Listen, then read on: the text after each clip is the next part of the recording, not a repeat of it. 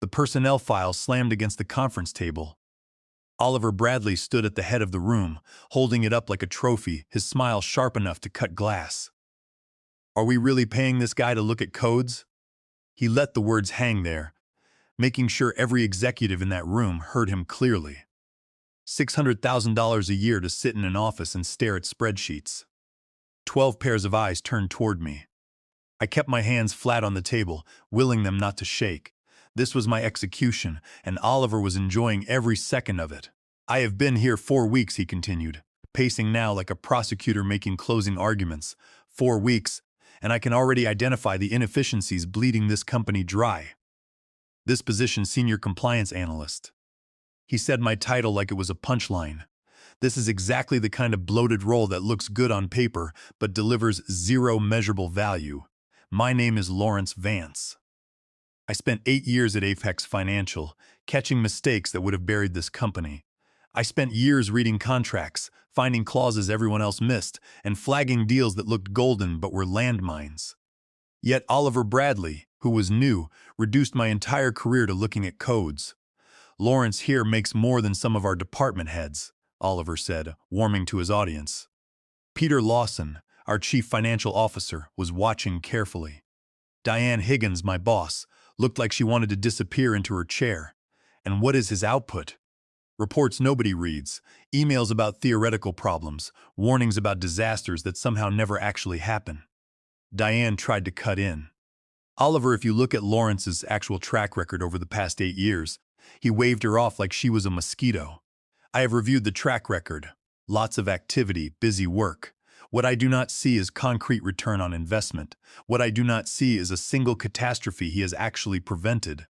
Because those catastrophes he is always warning about, they never materialize. Maybe because they were never real. That was when I snapped. I had been up since 4 that morning, finishing my analysis of the Summit Core acquisition.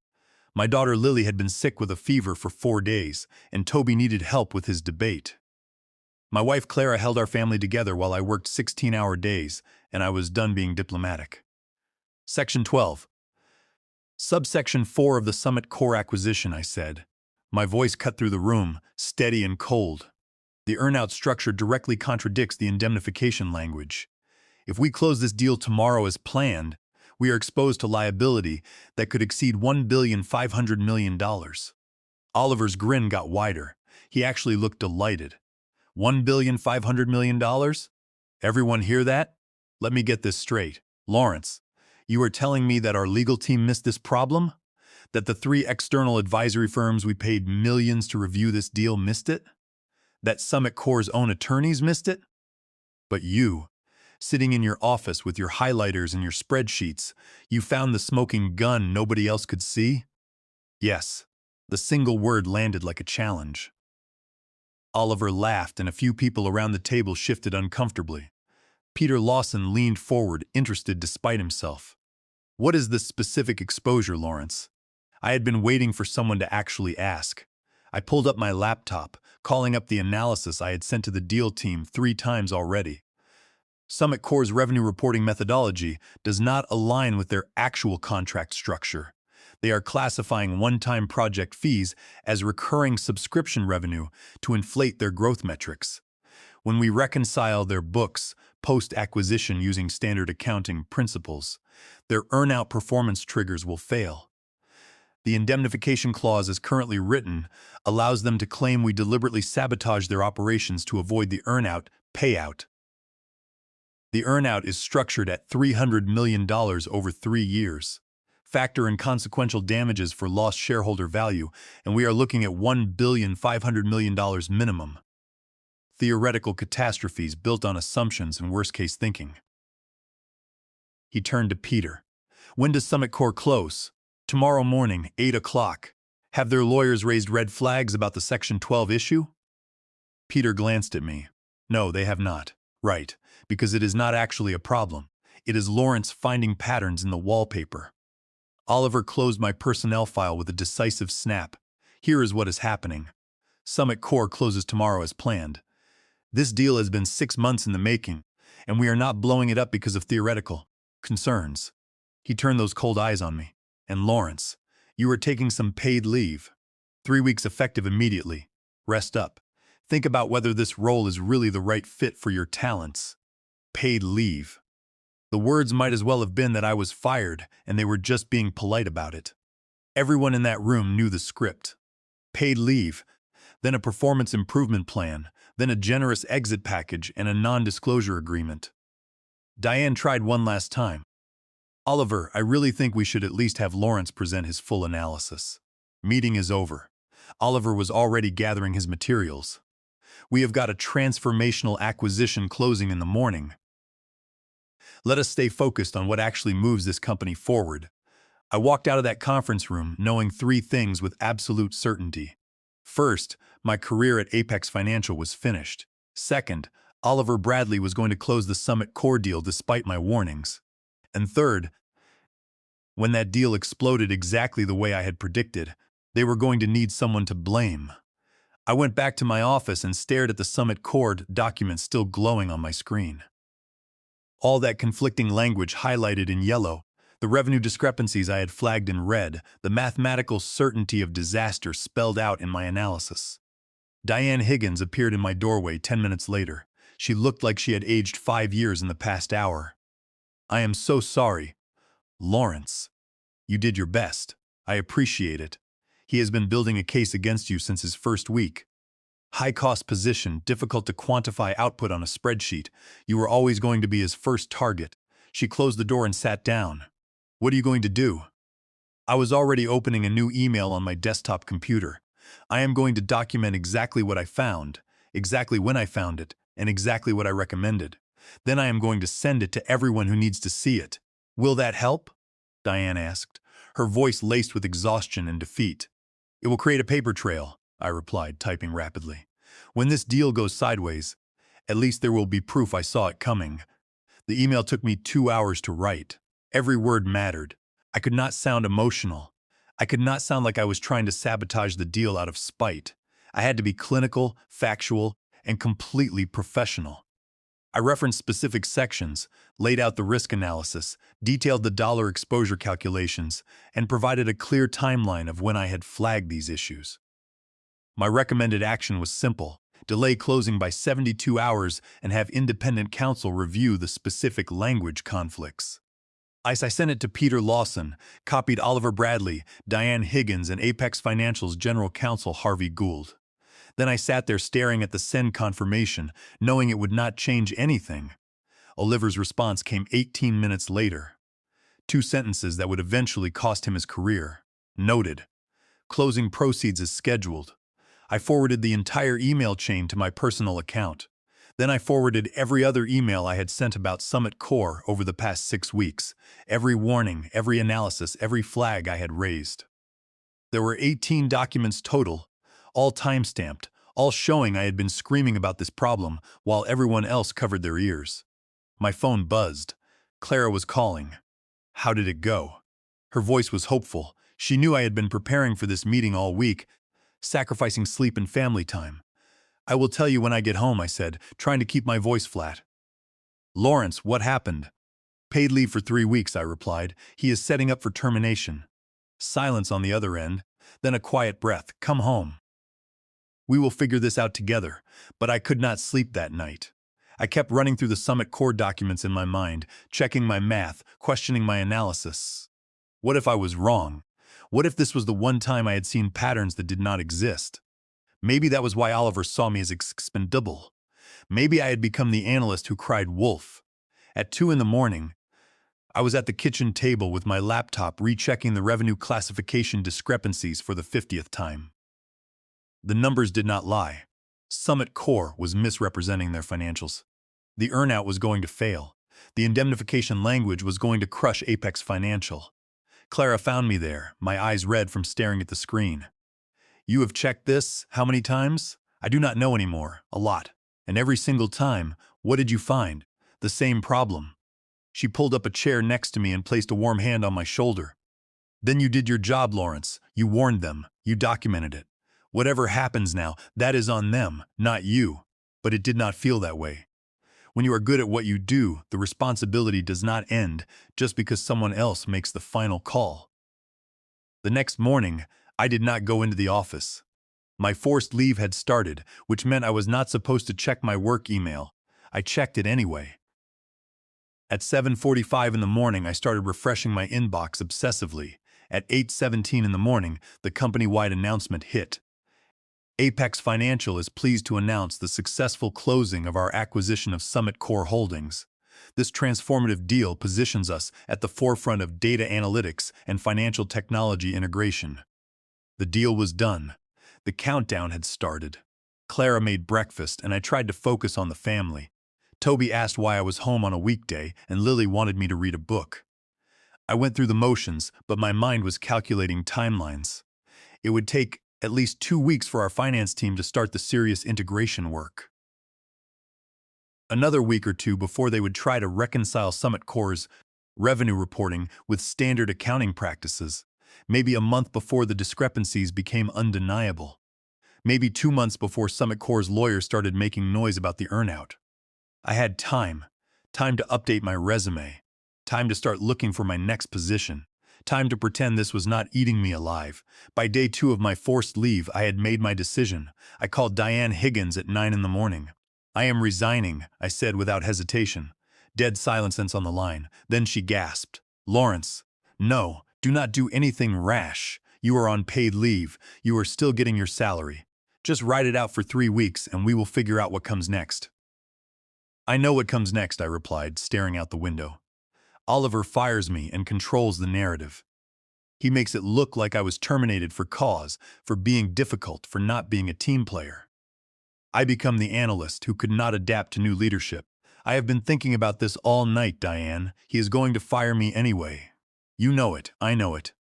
This way, I leave on my terms with my resignation letter saying exactly what I wanted to say. What about your salary, your benefits? Lawrence, you have got 2 kids and a mortgage. I have also got documentation that I warned this company about a multi-billion-dollar disaster and was completely ignored. When Summit Core blows up, that documentation is worth more than 3 weeks of salary." Diane was quiet for a long moment. "You are sure about this?" "I have never been more sure of anything in my life." I wrote the resignation email that afternoon. It took me an hour to get the tone right. Professional, cordial, brief, and effective immediately. "I am resigning from my position as Senior Compliance Analyst. Thank you for the opportunities over the past 8 years. I wish Apex Financial continued success." I sent it to Human Resources, copied Diane Higgins and Peter Lawson. I deliberately did not copy Oliver Bradley. Let him find out through the grapevine. Let him think he had won. Then I did something I had never done before. I called an employment lawyer. Her name was Rachel Thorne, and she came highly recommended by a recruiter I had worked with before. I got her assistant first, explained I needed an urgent consultation. Somehow they fit me in for a call at 3 that afternoon. "Tell me everything," Rachel said when we connected. I walked her through the whole story. The Summit Core acquisition, the clause conflict I had identified, the revenue reporting discrepancies, Oliver's dismissal of my warnings, the forced paid leave, and my resignation that morning. When I finished, Rachel was quiet for maybe 10 seconds. "Do you have documentation of your warnings?" "I have every email, every analysis, every risk assessment, all time-stamped, all sent to the appropriate people and their responses." Oliver's response to my final warning was 2 sentences. "Noted. Closing proceeds as scheduled." I heard her exhale slowly over the line. "Lawrence, you just made the smartest decision of your career by resigning," Rachel said. "If this situation develops the way you think it will, Apex Financial is going to be desperate to assign blame. As a current employee, you would be vulnerable. As a former employee with bulletproof documentation that you identified and properly escalated the risk, you are protected. More than that, you are valuable."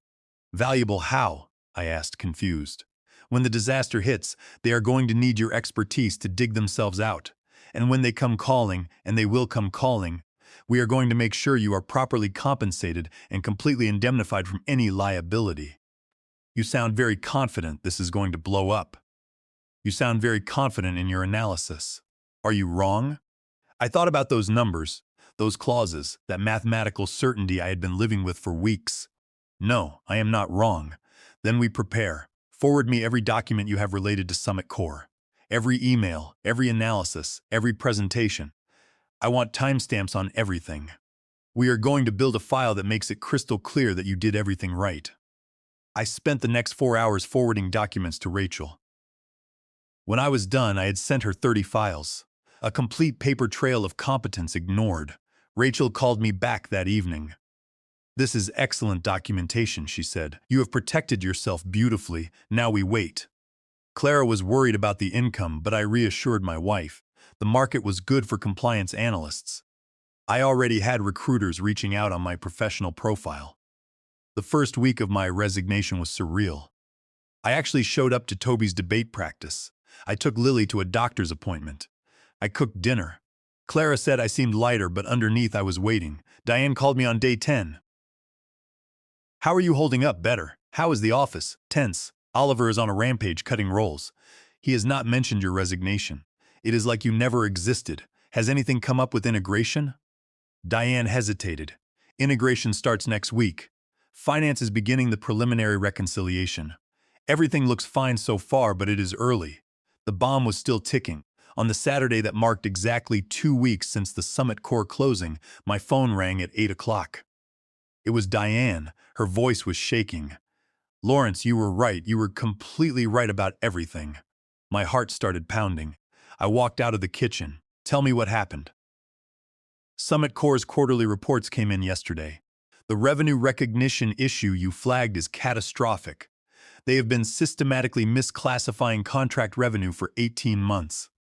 One-time project fees categorized as recurring subscriptions, implementation charges listed as ongoing service revenue.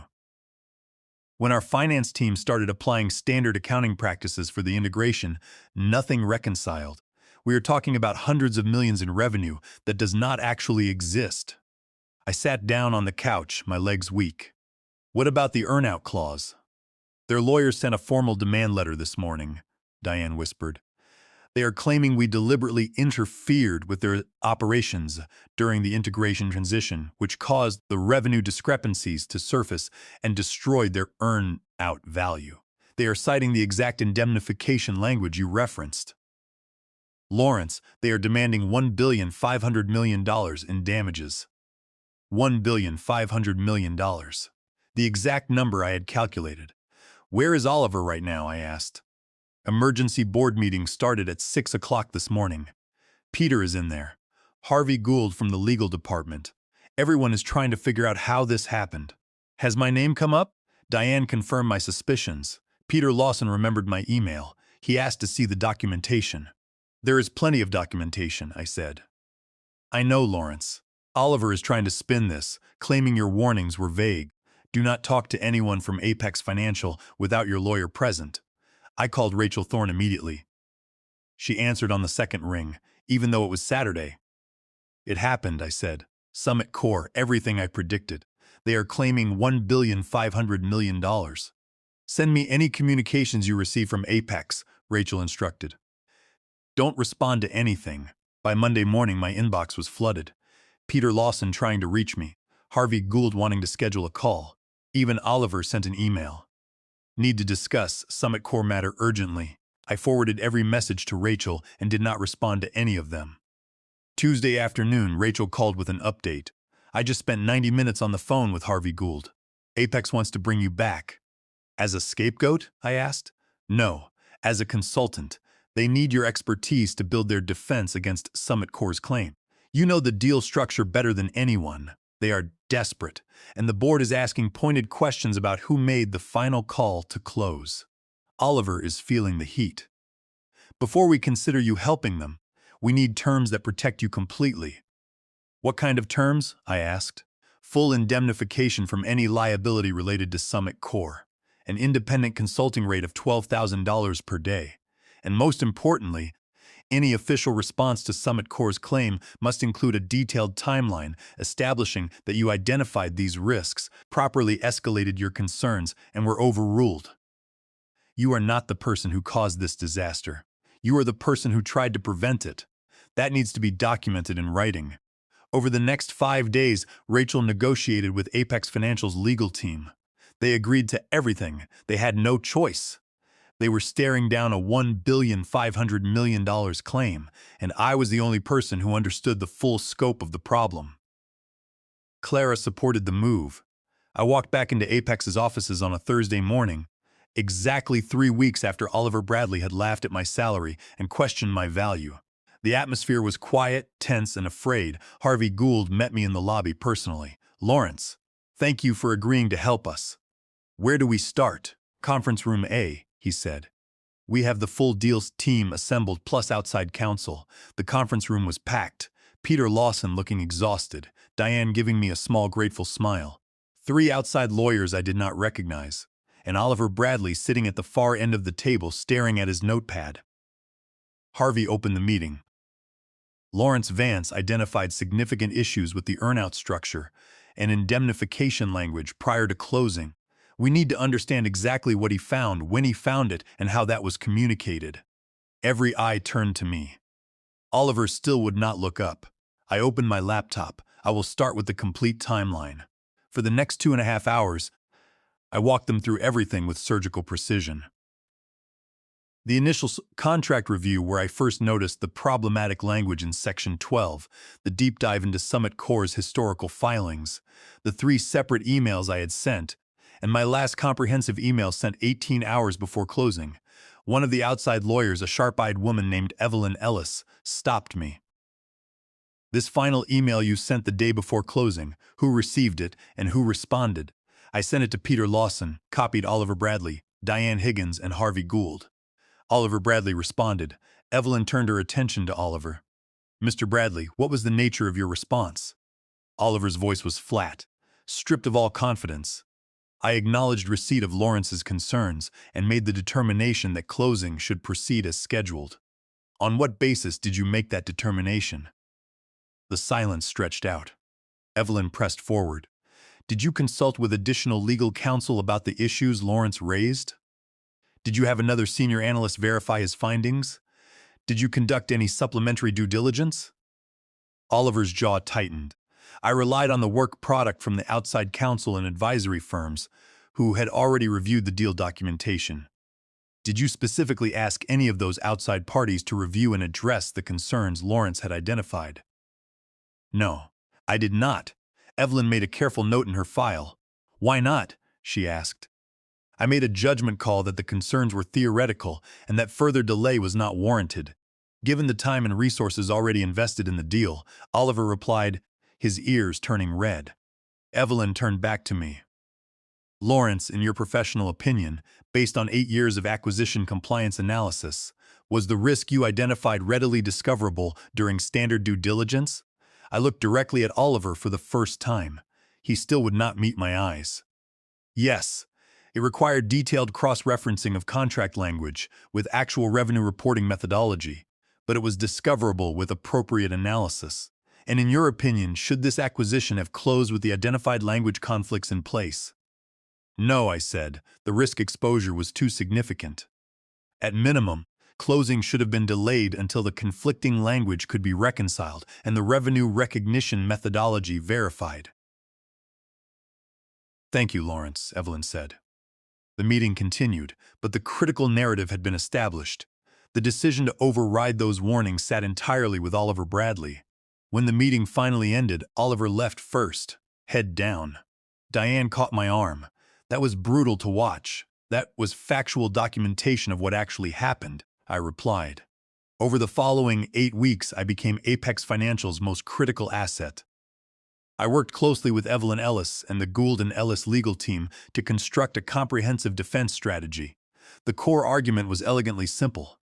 Summit Core had fundamentally misrepresented their financial position from the beginning. The earnout failure was not the result of any action Apex had taken post-acquisition.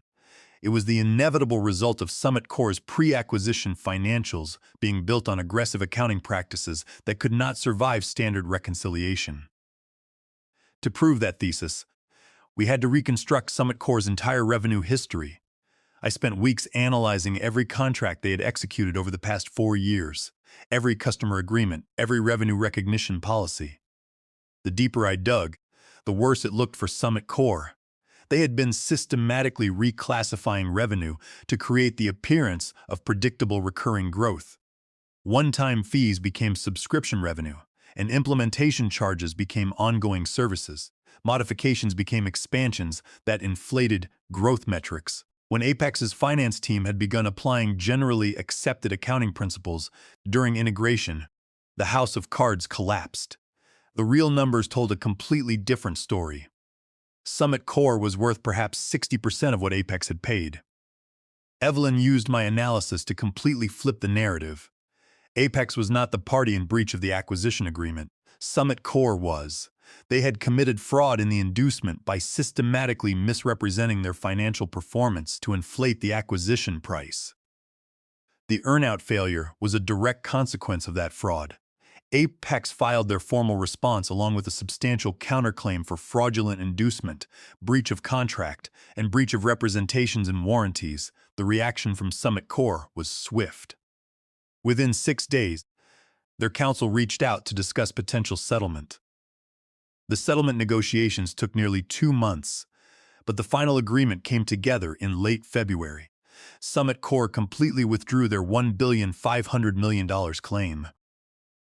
Apex agreed to a restructured earnout reflecting legitimate revenue potential. No additional money changed hands beyond the original acquisition price. Both parties agreed to strict confidentiality terms. It was close to a total victory. Apex survived. Oliver Bradley's resignation was announced in early March. During the transition, Oliver had tried to save himself by presenting a backdated liability release form with my forged signature. He claimed I signed it before resigning, waiving my rights to document the warning.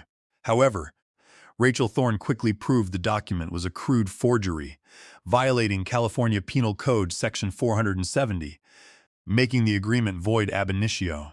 This final desperate act sealed Oliver's fate, forcing the board to terminate his employment immediately without severance.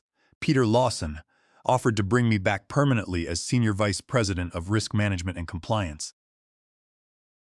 With a direct reporting line to the board and a salary of $1,500,000 plus equity. It was the validation I had wanted. I thought about it for 15 seconds. "No, but thank you," I replied. Peter looked shocked. "No, Lawrence? This is a significant opportunity. I appreciate that, but I have accepted a position elsewhere." Catalyst Partners had contacted me in January. They wanted me to do risk assessment for multiple clients on my own terms. The base salary was $700,000 with a clear partnership track. More importantly, I would never have to sit through another meeting where someone like Oliver Bradley dismissed my expertise. My final day as a consultant was in late March. Diane Higgins took me to lunch. "We are going to miss you," she said. That night, Clara opened a bottle of wine. "To my brilliant husband, who saved a company that did not deserve him," she said. "I did not save them," I replied. "I just did the job they should have let me do." Sometimes, being right is not enough. You must be brave enough to speak, document, and protect yourself. I had done all of that. That is what real expertise looks like. Not just knowing the answer, but having the courage to speak it, the wisdom to document it, and the strength to stand by it when others are laughing. That is the lesson Oliver Bradley learned too late, and the lesson I will carry forward. Hit that subscribe button to help us reach 11,000 subscribers, because there are more stories like this that need to be told.